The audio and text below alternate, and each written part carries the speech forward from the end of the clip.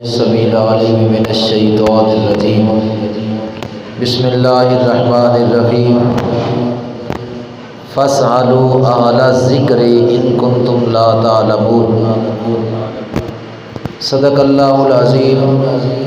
إن الله وملائكته يصلون على النبي يا أيها الذين آمنوا صلوا عليه وسلموا تسليما الصلاة والسلام عليك يا سيدي يا رسول الله وعلى آلك وأصحابك يا حبيب الله الصلاة والسلام عليك يا سيدي يا نبي الله وعلى آلك وأصحابك يا سيدي يا شفيع المذنبين نعمت بانٹتا جس سمت بوزی شان گیا ساتھ ہی منشی رحمت کا قلم دان گیا انہیں مانا انہیں جانا نہ رکھا غیر سے کام للہ الحمد کہ میں دنیا سے مسلمان گیا آج لے ان کی پناہ آج مدد مانگ ان سے پھر نہ مانے کہ قیامت میں اگر مان گیا واکثر من قلم ترکت عینی واجمل من قلم تلد النساء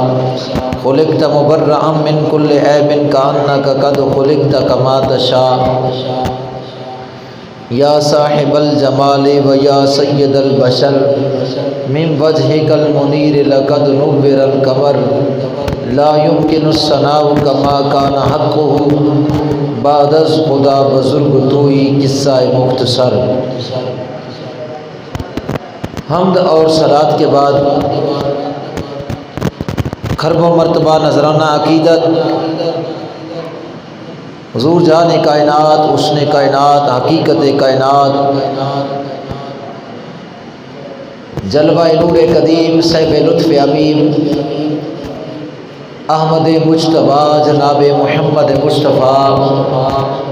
صلی اللہ علیہ وآلہ وصحبہ وبارک وسلم کے حضور خرب و مرتبہ نذرانہ عقیدت پیش کرنے کے بعد حاضرین محترم قرآن کریم فرقان حمید سے آیہ کریمہ تلاوت پیش کرنے کا شرف حاصل کیا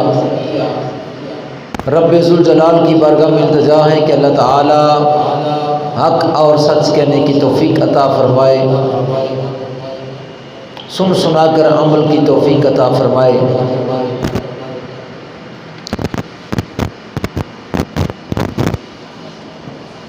آج جمعہ مبارک میں بیان کا موضوع ہے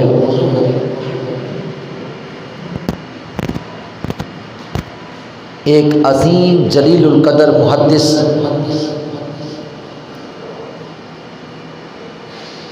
امام ابو جعفر طحاوی رحمۃ اللہ تعالی علیہ کے حالات زندگی کے متعلق اس مناسبت سے کہ یکم ذی القعدہ 321 ہجری کو آپ کی وفات ہوئی 321 ہجری یکم ذی القعدہ آپ کا وصال ہوا اس نسبت سے آپ کی حالات زندگی کے متعلق عرض کرنا چاہتا ہوں امام ابی جعفر طحاوی رحمۃ اللہ تعالی علیہ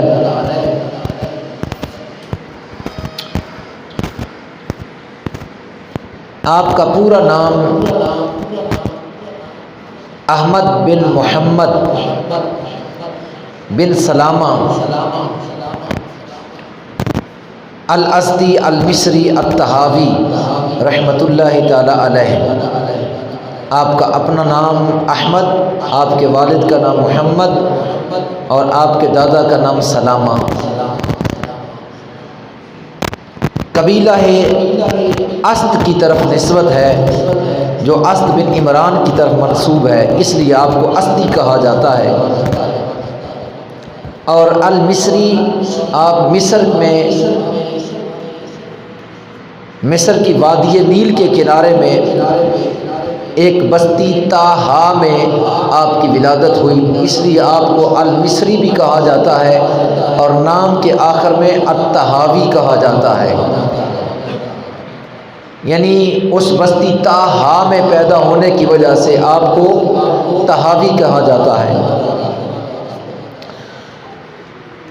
239 ہجری مصر کی اس بستی طہا میں آپ کی ولادت ہوئی، اور 321 ہجری یکم ذی القعدہ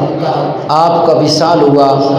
یعنی دنیا سے پردہ فرمائے 1122 سال بیت گئے۔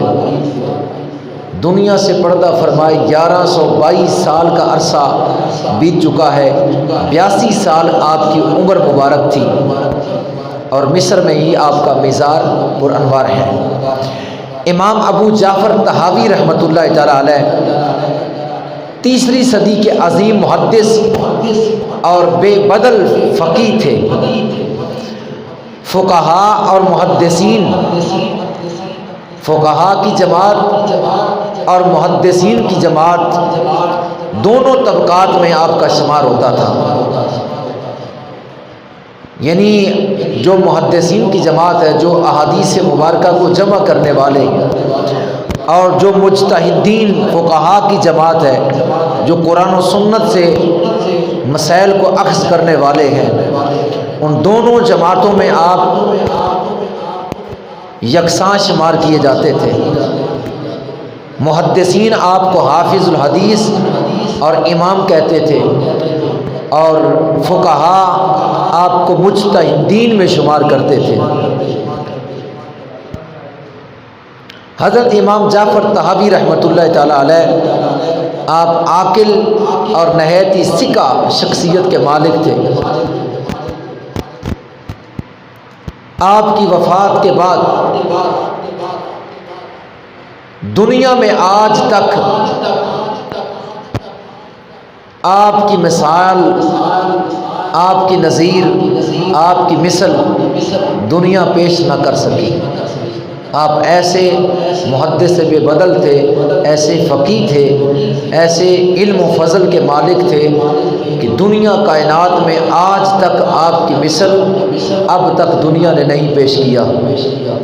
جو مجتہدین میں اور محدثین میں یکساں پایا جائے۔ یہ ہر کسی کو یہ مہارت حاصل نہیں ہوتی، یہ کسی کسی کو مرتبہ اور مقام ملتا ہے کہ دونوں علوم، یعنی علم احادیث کا بھی علم اور پھر قرآن و سنت سے اس کے مسائل نکالنا، یعنی اجتہاد کرنا، یہ مرتبہ آپ کو اللہ تبارک و تعالیٰ نے عطا فرما رکھا تھا۔ امام جلال الدین سیوطی رحمۃ اللہ تعالی علیہ فرماتے ہیں کہ امام ابو جعفر طحاوی رحمۃ اللہ تعالی علیہ کے بارے میں فرماتے ہیں کہ وہ حدیث اور فقہ میں امام تھے، حدیث کے بھی امام تھے اور علم فقہ کے بھی امام تھے، اور علوم دینی کے وہ ماوا اور احادیث نبویہ کے ملجا تھے۔ نبی پاک صلی اللہ تعالی علیہ وسلم کے احادیث کے مددگار، حضور کے دین کے مددگار تھے۔ امام جلال الدین سیوطی رحمۃ اللہ تعالی علیہ وہ ہستی ہے کہ جن کا نام نامی اسم گرامی عبد الرحمن ہے اور لقب جلال الدین ہے۔ علم و فضل کی لحاظ سے آپ کا یہ لقب آپ کے نام پر غالب ہوا، اور یہ بھی دریائے نیل کے مغربی کنارے ایک سیوط علاقے میں ولادت ہوئی، اس لیے آپ کو سیوطی کہا جاتا ہے۔ امام جلال الدین سیوطی رحمۃ اللہ تعالی علیہ کو تقریباً دنیا سے پردہ فرمائے 550 سال ہو گئے، اور یہ ایسا حافظ الحدیث تھا۔ 63 سال عمر پائی، 911 ہجری آپ کا وصال، 849 ہجری آپ کی ولادت، اور یہ ایسا حافظ الحدیث اور ایسا عشق رسول شخص تھا کہ اس نبی پاک صلی اللہ تعالیٰ علیہ وسلم کی جاگتے ہوئے 75 مرتبہ زیارت کی، اور 2 لاکھ نبی پاک صلی اللہ علیہ وسلم کی احادیث زبانی یاد تھی، اور فرمایا اگر اور مجھے مل جاتی تو میں اور بھی یاد کر لیتا۔ 75 مرتبہ نبی پاک صلی اللہ علیہ وسلم کی جاگتے ہوئے زیارت کی، اور بے شمار تقریباً 500 سے زائد کتابیں لکھی، جو مثل مشہور الخصائص الکبریٰ آپ کی کتاب ہے، جو حضور علیہ السلام کی کمالات اور معجزات پر بڑی جامع اور مستند کتاب ہے، اور آپ نے قرآن کی تفسیر لکھی، آپ نے تاریخ پر کتابیں لکھی، آپ نے علم فقہ پر کتابیں لکھی، علم احادیث پر کتابیں لکھی، یعنی 500 سے زائد آپ نے کتابیں لکھی۔ تو 40 دن میں آپ نے قرآن کے 15 پارے اس کی تفسیر لکھ دی، 40 دنوں میں۔ ایسا قوت حافظہ تھا، ایسا اللہ نے علم و فضل کے ساتھ آپ کو نوازا تھا کہ 40 دنوں میں قرآن کے 15 پارے کی تفسیر جلالین، جو آج بھی مدرسوں میں پڑھائی جاتی ہے، تفسیر جلالین، اس کے 15 پارے 40 دنوں میں تفسیر اس کی لکھ دی۔ آپ نے قرآن پاک کی ایک تفسیر اور بھی لکھی جس کا نام در منصور ہے، جو نہایت جامع جو ہے وہ تفسیر ہے۔ اس طرح آپ نے اور بھی تاریخ الخلفاء ایک جامع کتاب ہے، اس طرح فقہ پر ایک کتاب ہے الحاوی للفتاوی شریف، شرح صدور آپ کی کتاب ہے، مرنے کے بعد روحوں کا حال۔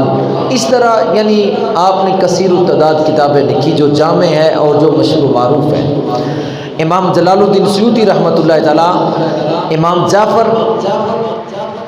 ابو جعفر طحاوی رحمۃ اللہ تعالیٰ کے متعلق یہ ارشاد فرماتے کہ وہ نہایت حدیث اور فقہ کے امام اور علوم دینی کے مابع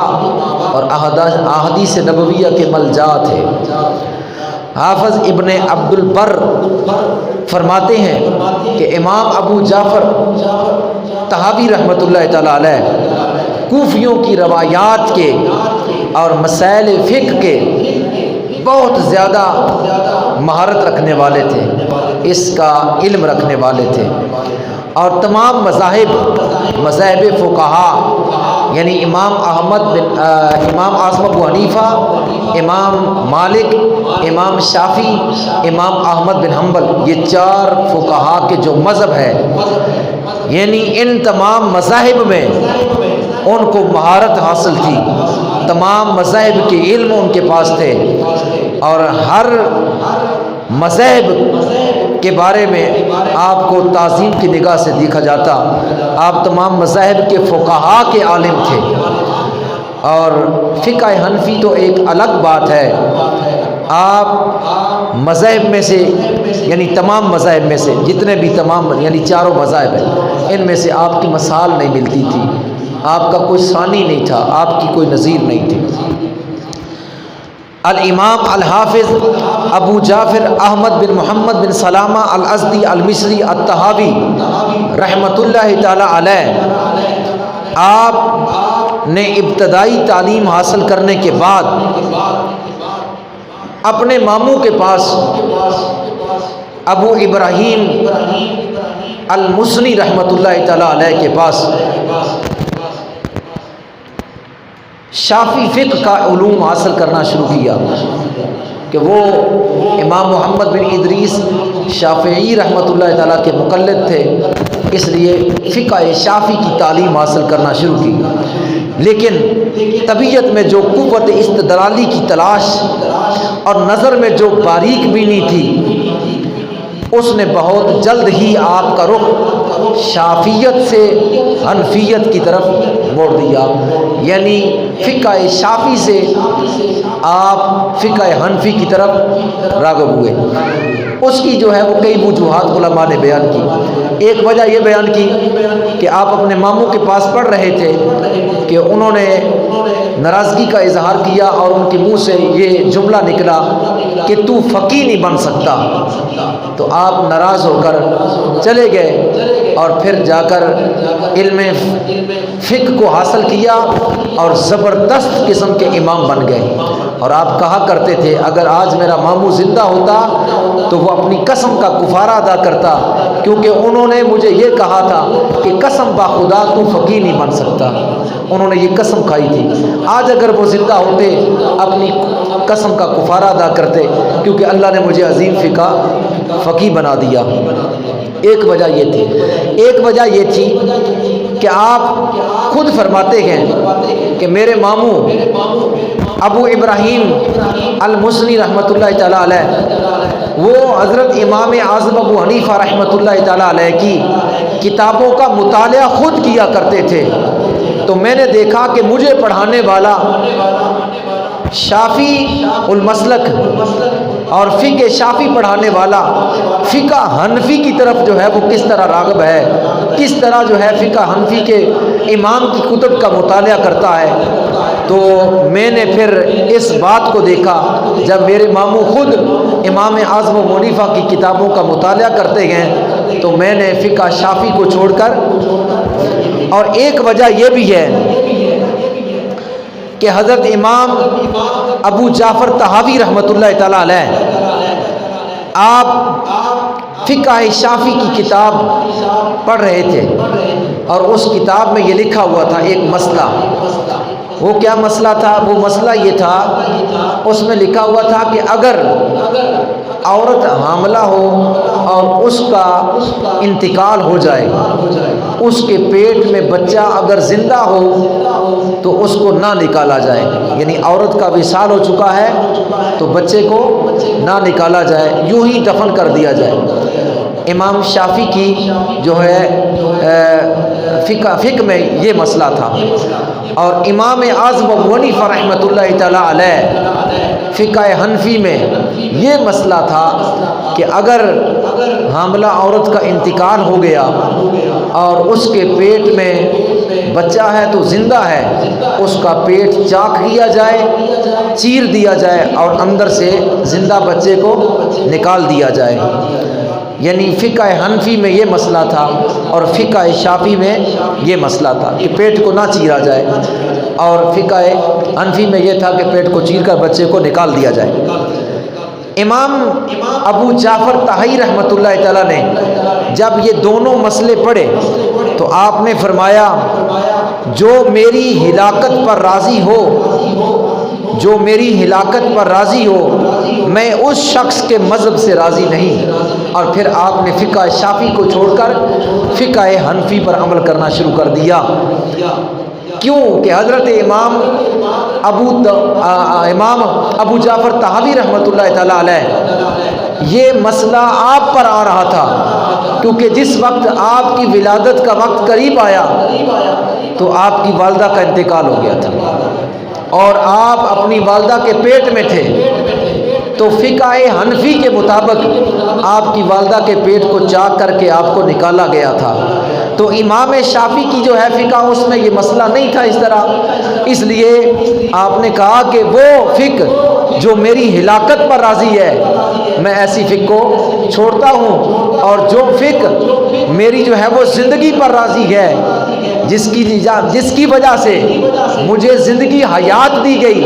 میں ایسی فقہ پر جو ہے وہ کارآمد ہوتا ہوں، عمل پیرا ہوتا ہوں۔ پھر آپ نے شافیت کو چھوڑا اور حنفیت امام اعظم ابو حنیفہ رحمۃ اللہ تعالیٰ علیہ کو مذہب کو قبول فرمایا، اور پھر آپ فقہ حنفی کے عظیم مجتہد بنے، عظیم مجتہد بنے۔ امام ابو جعفر طحاوی رحمۃ اللہ تعالیٰ علیہ نے جب اپنے ماموں ابو ابراہیم المصنی سے فقہ شافی پڑھنا شروع کی، لیکن جب بریک بینی کا عالم یہ تھا کہ آپ نے وہاں سے چھوڑا اور مصر کا رخ کیا، 268 ہجری میں آپ نے مصر جا کر اس وقت کے بہت بڑے امام شور آفاق استاد ابو جعفر احمد بن ابی عمران موسیٰ بن عیسیٰ رحمۃ اللہ تعالیٰ علیہ ان کے پاس جا کر علم کو حاصل کرنا شروع کر دیا۔ علم فقہ جو فقہ حنفی کے بہت بڑے امام تھے، ان کے پاس جا کر علم حاصل کرنا شروع کر دیا۔ امام احمد بن ابی عمران رحمۃ اللہ تعالیٰ علیہ، یہ حضرت امام اعظم ابو حنیفہ رحمۃ اللہ تعالیٰ کے شاگردوں میں سے تھے۔ دو واسطے درمیان میں ہے امام اعظم ابو حنیفہ تک، تو اس امام کے پاس جا کر امام ابو جعفر طحاوی رحمۃ اللہ تعالیٰ نے جو ہے علم فقہ جو ہے وہ حاصل کرنا شروع کر دی۔ اس کے بعد آپ مصر سے شام کی طرف تشریف لے گئے اور وہاں شام کے قاضی القضاء ابو حازم سے جا کر فقہ کی تحصیل کی، اور ان کے علاوہ مصر کے بڑے بڑے مشائخ سے آپ نے علم حاصل کیا اور علم احادیث پڑھی۔ اور آپ نے جب علم احادیث مکمل کر لیا، علم فقہ مکمل کر لیا، جب علم کی تحصیل مکمل ہو گئی تو آپ کی ابھی عمر تھوڑی تھی کہ آپ کے علم کا طوطی پوری دنیا پر ڈنکا، آپ کے علم کا ڈنکا بجنے لگا۔ آپ کے علم کی شہرت دور دور علاقوں میں پھیل گئی۔ آپ کے پاس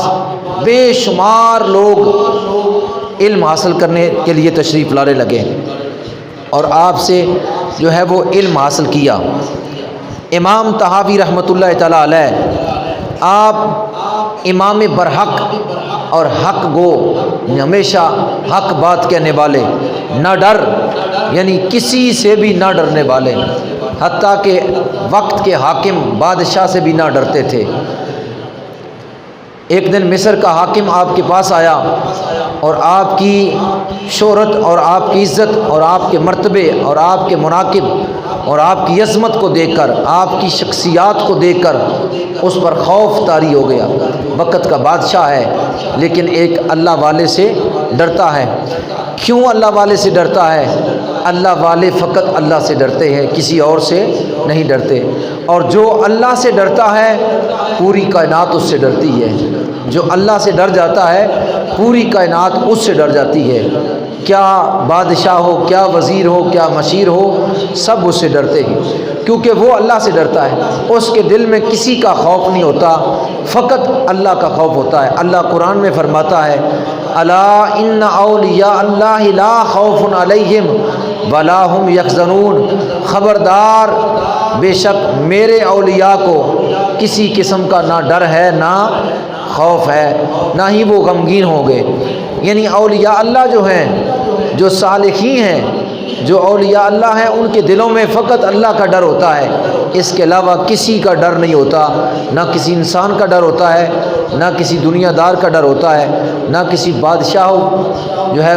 وزیر و مشیر کا ڈر ہوتا ہے، اور نہ ہی کسی جانور کا ڈر ہوتا ہے۔ اسے اگر ڈر ہوتا ہے تو اللہ تبارک و تعالیٰ کی ذات کا ڈر ہوتا ہے۔ یہاں ڈر کی میں ایک بات کرتا چلوں، حضور پیران پیر شیخ عبد القادر جیلانی رحمۃ اللہ تعالیٰ علیہ، آپ مسجد میں تشریف لے گئے، لوگ بھی مسجد میں نماز پڑھ رہے تھے کہ ایک بہت بڑا اژدہا کہتے ہیں سانپ کو، بہت بڑے سانپ کو کہتے ہیں اژدہا، چھوٹا سانپ اور بڑا جو سانپ ہوتا ہے اس کو کہتے ہیں اژدہا، بہت بڑا سانپ۔ ایک بہت بڑا اژدہا سانپ مسجد میں آ گیا۔ جب مسجد میں وہ آیا، لوگ نماز پڑھ رہے تھے، حضور شیخ عبد القادر جیلانی رحمۃ اللہ تعالیٰ علیہ آپ بھی نماز پڑھ رہے تھے۔ چلو ایک تو یہ بات آ گئی قدرتی جو میں کر رہا ہوں، دوسری بات یہ کہ آج کیونکہ 11ویں شریف ہے اس لیے خراج تحسین بھی حضور غوث اعظم کو ہو جائے گی، یعنی اس کی نسبت واقعے کی اس طرف ہو گئی۔ ایک تو یہ بات کرتا یہ جا رہا ہوں کہ ولیوں کو خوف نہیں ہوتا کسی شے کا، تو یہ بات آ گئی۔ دوسری بات یہ کہ آج 11ویں شریف ہے اس لیے خراج تحسین بھی پیش ہو گیا حضور پیران پیر شیخ عبد القادر جیلانی کی روح کو۔ اللہ تبارک و تعالیٰ آپ کے مزید درجات بلند فرمائے، آپ کے صدقے اللہ آپ کا فیض ہمیں عطا فرمائے۔ تو بہت بڑا اژدہا مسجد میں آ گیا، بہت بڑا سانپ، لوگوں نے نماز توڑی اور بھاگنا شروع کر دیا۔ پتہ چلا جو اللہ سے ڈرتا ہے وہ کسی سے نہیں ڈرتا، اور جو اللہ سے نہیں ڈرتا وہ کائنات کی ہر شے سے ڈرتا ہے۔ سانپ آیا، لوگ بھاگ گئے، حضور پیران پیر شیخ عبد القادر جیلانی نماز پڑھتے رہے، وہ سانپ قریب ہوتا گیا، آپ کے قریب چلا گیا، اور حتیٰ کہ اس نے کیا کیا، آپ کی آستین سے یعنی یہاں سے اندر داخل ہونا شروع ہو گیا۔ آپ نماز پڑھتے رہے خضوع و خشوع، اور پورے جسم پر اس نے مس کیا، اور اس کے بعد یہاں سے باہر نکلا، آپ نے سلام پھیرا، لوگ دیکھ رہے تھے یہ معاملہ، آپ نے سلام پھیرا، سلام پھیرنے کے بعد اس اژدہا، اس سانپ نے اس طرح اپنا منہ اوپر کیا اور آپ کے کان کے پاس منہ لگایا اس نے، اور کچھ کہا اور چل دیا۔ جس وقت وہ جانے لگا تو لوگ پھر جمع ہو گئے، فرمانے لگے کہ یہ سانپ آیا تھا، آپ کو اس سے ڈر نہیں لگا؟ فرمایا مجھے تو فقط اللہ کی ذات کا ڈر ہے۔ اور کہا کہ لوگوں نے کہا کہ آپ کے کان سے کچھ کہہ رہا تھا؟ آپ نے فرمایا وہ یہ کہہ رہا تھا کہ میں نے بڑے بڑے اولیاء اللہ کی آزمائش کی لیکن تجھے ثابت قدم پایا۔ وہ اژدہا نہیں تھا، وہ شیطان تھا، اس نے اژدہا کا روپ دھارا ہوا تھا، یعنی شیطان تھا اور وہ سانپ بنا ہوا تھا۔ کہہ رہا تھا میں نے بہت بڑے بڑے اولیاء کو آزمایا لیکن وہ ناکام ہو گئے، لیکن تجھے جو ہے ثابت قدم پایا۔ یعنی کہنے کا مقصد ہے کہ جو اللہ والے ہیں، اللہ کے جو صالح ہیں، اللہ کے قرب یافتہ ہیں، اللہ کے انعام یافتہ لوگ ہیں، اللہ کے اور اللہ کے رسول کے تابع دار لوگ جو ہیں، جنہیں اللہ اور اس کے رسول کے احکام کی پاسداری ہے، جنہوں نے اللہ اور اس کے رسول کے قوانین کو سمجھ کر اپنی زندگی کو گزارنے میں ہمہ وقت کوشش کی ہے اور وہ جو ہے کامیاب ہو کر دنیا سے چلے گئے ہیں، وہ لوگ ان کے دلوں میں فقط اللہ کے ڈر کے سوا کسی کا ڈر ہوتا نہیں۔ اس لیے امام ابو جعفر طحاوی رحمۃ اللہ تعالیٰ علیہ بھی انہی شخصیات میں سے تھے، نہ ڈرنے والے، فقط خوف خدا یعنی اللہ کا خوف دل میں تھا اور کسی کا خوف نہ تھا۔ جو ہے آپ نہ ڈر اور نہایت ہی باعمل اور نہایت ہی متقی اور پرہیزگار اور بے باک اور صحیح سچ بولنے والے آپ تھے۔ تو آپ کے پاس میں عرض کر رہا تھا کہ وہ مصر کا بادشاہ آیا، اس نے جب آپ کے روب و دبدبے کو دیکھا وہ ڈر گیا، کانپنے لگا اور کہنے لگا کہ میں اپنی بیٹی کا رشتہ آپ سے کرنا چاہتا ہوں۔ آپ نے فرمایا مجھے اس کی ضرورت نہیں ہے۔ اس نے کہا کیا آپ کو مال کی ضرورت ہے؟ اگر آپ کے پاس مال نہیں ہے تو میں مال بھی دینا چاہتا ہوں۔ آپ نے فرمایا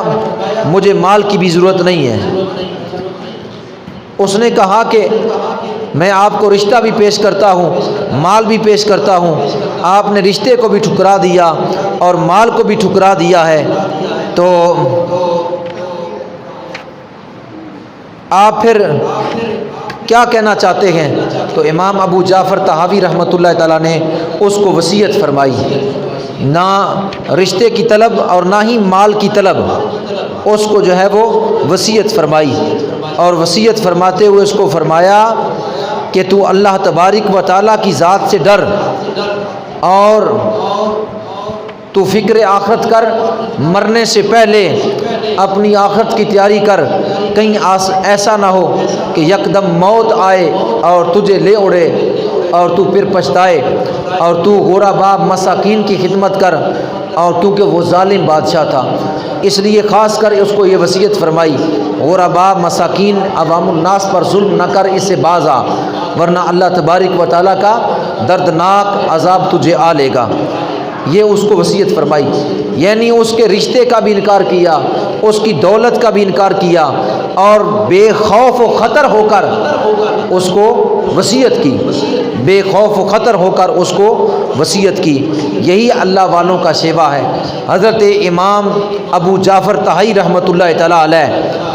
آپ نے بے شمار کتابیں لکھی، جس میں مشہور و معروف شرح معانی الآثار جو علم فقہ کی بہت زبردست اور مستند اور معتبر کتاب ہے، مشہور و معروف ہے۔ آپ نے فرمایا لوگوں نے مجھے تقاضا کیا، مجھ سے کہا کہ آپ علم فقہ پر کوئی کتاب لکھیں، تو میں نے اس کتاب کو لکھا، شرح معانی الآثار، مشہور و معروف آپ نے کتاب لکھی۔ آپ نے اس طرح اور بھی کتابیں لکھی، تفسیر، احادیث، فقہ، اصول فقہ، کلام، تاریخ، رجال، مناقب۔ آپ نے تمام کے تمام موضوعات پر اپنی کتابوں کو لکھا۔